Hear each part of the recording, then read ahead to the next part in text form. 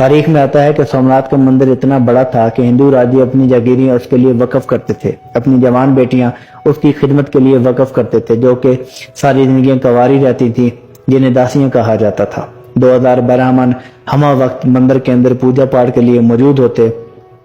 500 خوبصورت ناچنے گانے بجانے والی اور 200 قوال ملازم تھے۔ مضبوط 56 ستونوں پہ یہ عمارت قائم تھی، جس کے اندر مصنوعی اور سورج کی روشنی کا کوئی انتظام نہیں تھا، بلکہ حال میں پڑے ہوئے بڑے بڑے قندیلوں میں سونے ہیرے جواہرات موجود تھے جو اس عمارت کو روشن کرتے تھے۔ پھر وہاں اللہ کا مرد مجاہد آن پہنچا،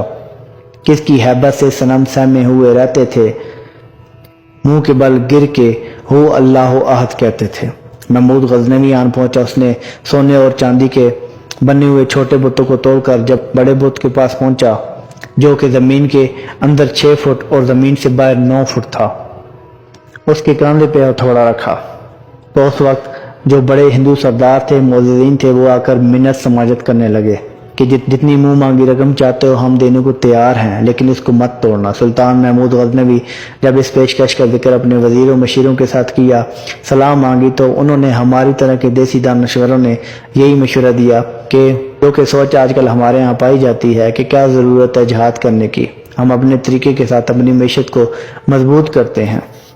یہی سوچ، یہی مشورہ انہوں نے دیا کہ کیا ضرورت ہے بت کو توڑنے کی، ہمیں آرام کے ساتھ اتنی بڑی دولت اور ہیرے جواہرات مل رہے ہیں، اس بت کو توڑنے کی کیا ضرورت ہے۔ لیکن سلطان محمود غزنوی کے اندر غیرت ایمانی زندہ تھی۔ کہنے لگا اس طرح تو تاریخ میں مجھے بت فروش کے نام سے جانا جائے گا، جبکہ میں چاہتا ہوں کہ مجھے بت شکن کے طور پر جانا جائے۔ اسی کے ساتھ غیرت ایمانی کے ساتھ اس نے اپنے ہاتھوں میں پکڑی ہوئی گرس کو اس بڑے بت کے منہ پہ دے مارا، اس کا سر اتار کر دور زمین پر پھینک دیا،